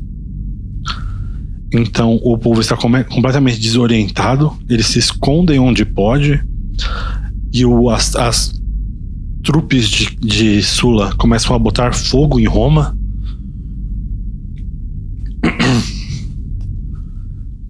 E Caio Mário e Salpíquias percebem que eles obviamente irão perder a batalha. E Caio Mário foge da cidade com os seus poucos apoiadores, que eventualmente vão se perder pelo caminho. E Salpíquias tenta fugir, mas ele é capturado pelos legionários de Sulla. E Sulla estabelece o seu poderio militar dentro de Roma pela primeira vez. É como se nós tivéssemos um golpe militar, uma revolução militar, em que o presidente precisa dar um golpe em um dos deputados para estabelecer com um emprego puro da força o seu poder como presidente. No Brasil nós estamos acostumados com isso, mas nós estamos falando de 92 a.C. nesse momento. E quando Sulla chega de novo ao poder, digamos assim, a primeira coisa que ele faz é o que ele prometeu para os seus legionários no caminho, e ele acaba com o poder do tribuno das plebes de passar leis direto ao povo. Porque na visão do grupo dos optimates, esse era o grande problema de Roma até então. Então Sulla proíbe, Sulla manda prender o resto dos apoiadores dos populares, e mais do que isso, Sulla começa a mandar matar em praça pública os seus próprios legionários que foram vistos colocando fogo e matando as pessoas de Roma. Porque Sulla ainda tem uma ambição futura muito grande de ser um simples cônsul. Ele não quer dar um golpe militar em Roma, nem passa pela cabeça de ninguém isso. O que ele quer é colocar ordem na casa agora, para que ele possa sair na guerra contra Mitríades, e ele sabe que se ele só botasse Caio Mário e Salpíquias para correr, a hora que ele saísse de Roma, começaria a quebradeira toda de novo. Então ele está tentando simplesmente arrumar a casa para poder sair para a guerra contra Mitríades e deixar tudo funcionando como sempre funcionou. Então Sulla acaba com o poder positivo do tribuno das plebes. Ele deixa parte dos seus legionários como legionários do outro cônsul de Pompeu, e ele parte com o resto dos seus legionários para a guerra contra Mitríades. Mas antes dele partir, enquanto ele estava distribuindo essas punições,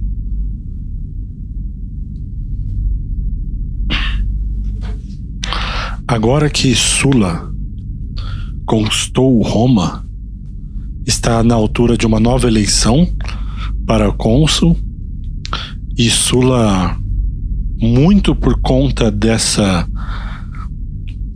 guerra civil que ele causou entrando em Roma para tentar, nas palavras dele, restaurar a normalidade, ele não ganha a nova eleição como cônsul. Quem ganham são duas pessoas, um dos populares e um dos optimates, que são Otávio para o lado dos optimates e Sena dos populares. E aqui, quando Octávius e Senna ganham, a primeira coisa que Octavius faz é transferir o poder que ele tem para lutar na guerra contra Mitríades para Sulla. Apesar de tudo, afinal de tudo, foi por isso que Sulla apoiou Octavius para a eleição para cônsul. Então ele transfere esse poder para Sulla, e Sulla vai em direção ao leste para lutar contra Mitríades finalmente. Mas Senna começa, assim que Sulla sai da cidade, Senna começa mais uma vez a causar o mesmo problema de um ano atrás. Ele se une aos tribunos das plebes para lutar em favor dos italianos que foram passados para trás nessa guerra social por Roma. E ele agora não é só um tribuno das plebes, ele é o cônsul. Então ele consegue juntar uma turma muito maior, e o lado dos optimates também começa a juntar uma turma para lutar contra essa intervenção dos populares, digamos assim. E se diz que um dia no Senado, essa discussão para que lado o governo irá, para dar ou não completa cidadania aos italianos, acaba matando. É uma discussão que virou briga, que virou um motim generalizado, acaba matando 10 mil pessoas. Então Octavius acaba expulsando Senna da cidade, e assim que ele sai da cidade, Octavius conspira para tirar o posto de cônsul de Senna e ficar sendo como o primeiro cônsul sozinho da história por força dele mesmo. Existiam outros cônsuls que acabaram falecendo no caminho, mas nunca nenhum outro cônsul foi expulso dessa maneira. Senna viu que ele não tinha mais como voltar com sua própria força a Roma para voltar a ser cônsul, mas Senna lembra que Sulla, quando saiu de Roma para lutar na guerra social, tinha 6 legionários. E quando ele voltou a Roma, ele tinha 5. Então Senna vai até aquela legião que não compactuou com o plano de Sulla, que eu falei que era importante lembrar dela. Voltou até lá e faz um discurso completamente emocionado. Cícero nos diz que ele rasga suas vestes e chora e grita aos céus e desmaia nos braços dos legionários que até agora estavam servindo Sulla, e os convence a apoiar Senna, a apoiá-lo contra os optimates que acabaram de dar um golpe no seu posto de cônsul. E a partir desse momento, Senna se torna a pessoa mais poderosa da Península Romana, porque a única outra pessoa que tem um número grande de pessoas com uma legião não está mais ali, que seria Sulla, mas está no leste, já em direção a Mitríades.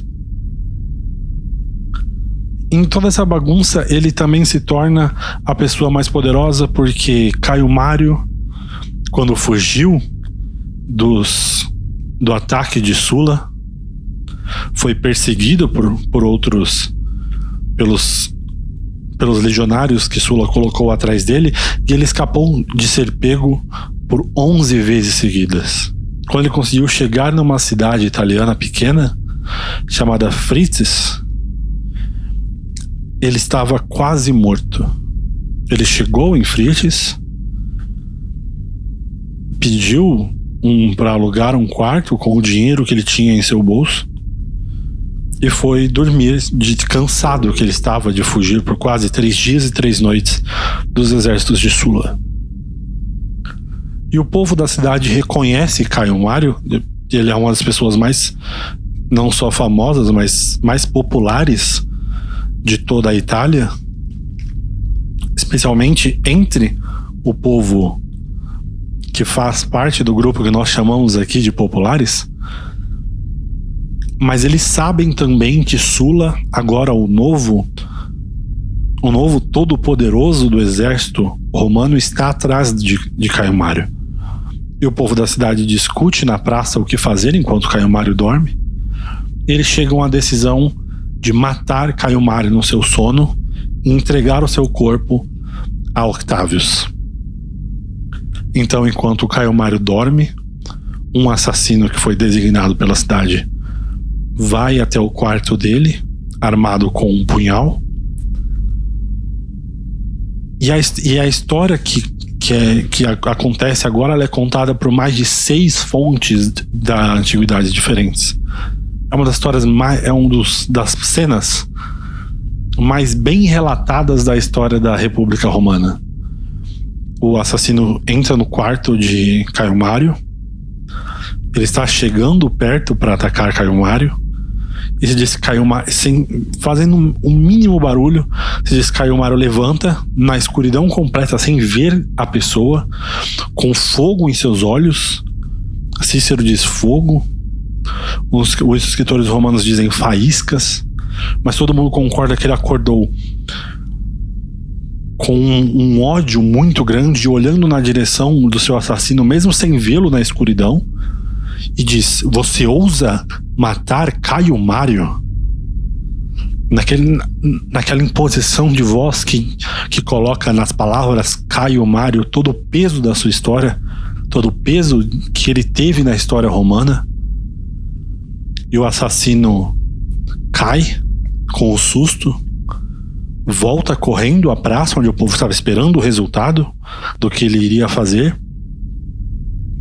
Ele chega chorando e diz: eu não sou capaz de fazer isso com Caio Mário.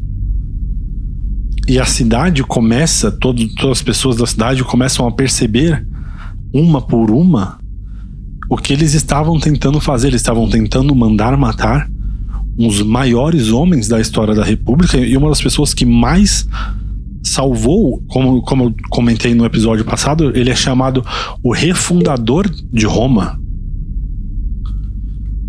Por tamanhas as suas contribuições, salvando Roma de diversos perigos que ameaçavam simplesmente dizimar a história da República. Então eles deixam Caio Mário vivo. Caio Mário não fica mais na cidade, porque de bobo ele não tem nada. E ele se exila no norte da África. E enquanto ele está no norte da África, acontece essa história que nós estávamos contando, em que Senna é expulso do seu posto de cônsul, consegue o apoio da outra legião e vai andando pelo interior da Itália, organizando o apoio das pessoas que não concordam com o que Sulla e Octavius e o grupo dos Optimates fez nesse último ano e meio. Notícias dessa reviravolta chegam até Caio Mário no norte da África, e ele, que é um homem que, de tudo que se pode dizer sobre ele, acho que o maior talento de Caio Mário é que ele não deixa uma oportunidade passar. Ele ouve isso, ele vai em direção ao porto, pega um navio e desembarca na África. Ele vai em direção ao porto, ele pega um navio e desembarca na Itália. E quando ele desembarca na Itália, ele desembarca em território dos aliados dos italianos. E quando ele chega na Itália, ele desembarca em território dos aliados italianos de Roma, aqueles que acabaram de ser passados para trás pelo grupo de Sulla e Octavius. E ele diz, a história nos diz que ele utilizou desse momento o máximo que ele pôde. Ele não tinha feito a barba desde que fugiu, não havia cortado o cabelo, estava magro, suas roupas rasgadas e sujas. E ele chega e ele faz um discurso que consiste nas simples palavras: olhem para mim, quem eu sou. Caio Mário mostra aos aliados italianos que até Caio Mário, o refundador de Roma, uma das pessoas mais importantes da história, foi deixada nesse nível de pobreza e injustiça pelos poderosos que agora estão no poder, Octavius e Sulla. E que é se até ele, que está nesse status, consegue ser passado para trás nesse nível, imagina o que não vai acontecer com os italianos. Então Caio Mário vai andando pela Itália, mostrando esse discurso aos aliados italianos pelas cidades em que ele passa, e ele chega no campo de Sena e me fala que tem essas pessoas para segui-lo e que ele está à disposição de Sena para lutar contra Octavius. E na hora que ele faz isso, ele muda completamente a balança da batalha, porque até o momento seria Sena contra Octavius, os dois criando uma briga mais ou menos de igual para igual. Mas na hora que Caio Mário, que já está nos seus 70 anos, já é um idoso, já é uma pessoa muito velha mesmo, mas na hora que ele entra na cena, ele automaticamente se torna o melhor general de toda a Itália. Porque Sulla está no leste lutando a batalha contra Mitríades, que ele conseguiu ganhar nessa disputa toda. Mas automaticamente ele se torna o melhor general e ele muda completamente a balança. E agora o que seria uma batalha mão a mão, ou mano a mano, mais ou menos igual, ele simplesmente usa a inteligência que ele tem como um dos maiores generais da história, e ele sabe que ele não precisa entrar em Roma para derrotar Roma. Então ele cerca a cidade, faz uma barreira em todos os rios e interrompe tanto o fluxo de água quanto de comida em Roma, e simplesmente espera. Mesmo aos seus 70 anos, mesmo com os problemas que ele está começando a desenvolver, ele ainda é um gênio militar suficiente para saber como derrotar uma grande cidade sem precisar levantar uma arma sequer.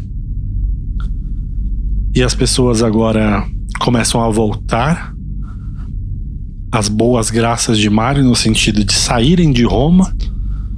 Primeiro, os aliados dos populares voltam pro lado de Caio Mário, eles saem de Roma literalmente e entram no acampamento de Caio Mário e Sena. Depois as pessoas que simplesmente começam a perceber que fim vai levar essa batalha também saem e se juntam a Caio Mário. E por fim os aliados dos Optimates, que percebem que essa batalha não tem como ser ganha, porque mesmo se eles quisessem antes entrar em confronto direto, mesmo com a desvantagem de não ter um Caio Mário do seu lado, agora que várias pessoas entraram pro lado de Caio Mário, eles não têm mais chance. Então eles abrem os portões de Roma e deixam Sena e Caio Mário entrarem para acabar com essa briga de uma vez por todas. Os aliados de Octavius dizem para ele fugir, ele se recusa. Ele veste a sua roupa de cônsul, todos os hobbies e armas, e senta no seu trono e espera a chegada de Sena e Caio Mário. E eles mandam um cavaleiro à frente, e o cavaleiro corta a cabeça de Octavius e entregam nas mãos de Caio Mário. A cabeça de Octavius é a primeira cabeça de um cônsul a ser empalada em praça pública na história de Roma. E Caio Mário simplesmente começa a dominar o cenário de Roma de uma maneira que se pode dizer, o mínimo que se pode dizer é carnificina.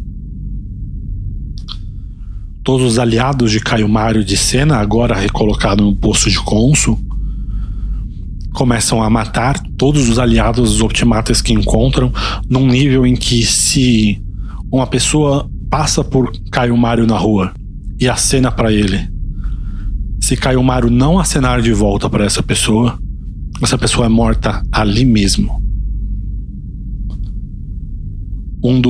Uma das histórias que contam é que Caio Mário estava sentado no palácio e um dos generais dele na guerra contra os símbrios chega e pede para que ele poupe a sua vida. Ele conta das histórias que eles passaram na guerra dos símbrios e dos Tostões, das vezes que ele salvou a vida de Caio Mário, das batalhas que eles tiveram juntos. Caio Mário simplesmente olha para esse homem e diz: você vai morrer. E esse homem volta para casa, coloca fogo na sua casa e se deixa queimar junto com toda a sua família.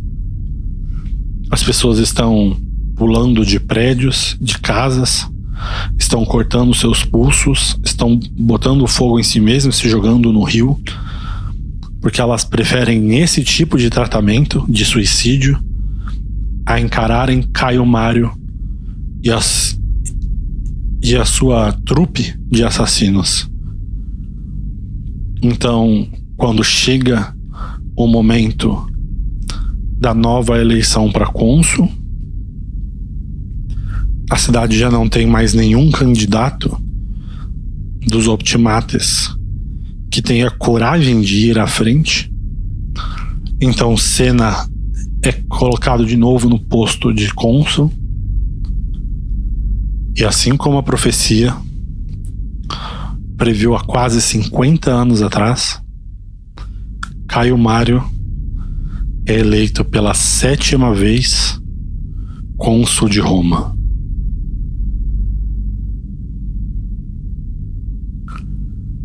Alguns dos historiadores analisam as escritas sobre Caio Mário nessa época e atribuem alguns a demência ou a Alzheimer, alguns a algum tipo de problema neurológico, supõem que ele teve um derrame ou alguma coisa assim, mas muitos dizem que ele sofria apenas de ansiedade,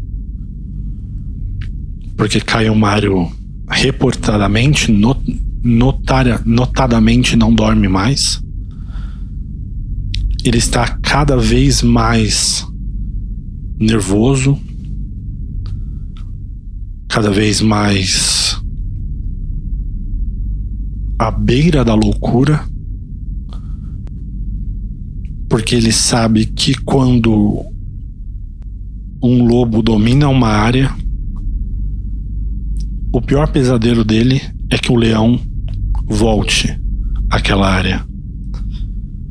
E o grande lobo romano, que foi Caio Mário,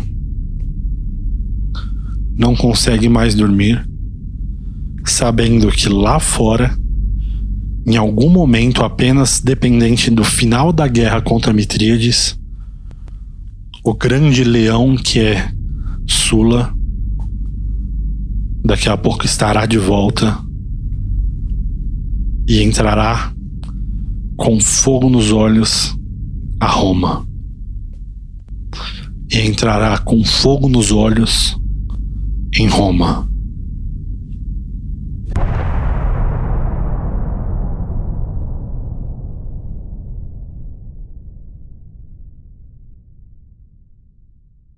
No próximo episódio de República Finita, nós finalmente teremos o grande encontro que já está se desenhando há 2 episódios, há dezenas de anos na história de Roma, o retorno do grande leão Sula para enfrentar o grande lobo romano que é Caio Mário.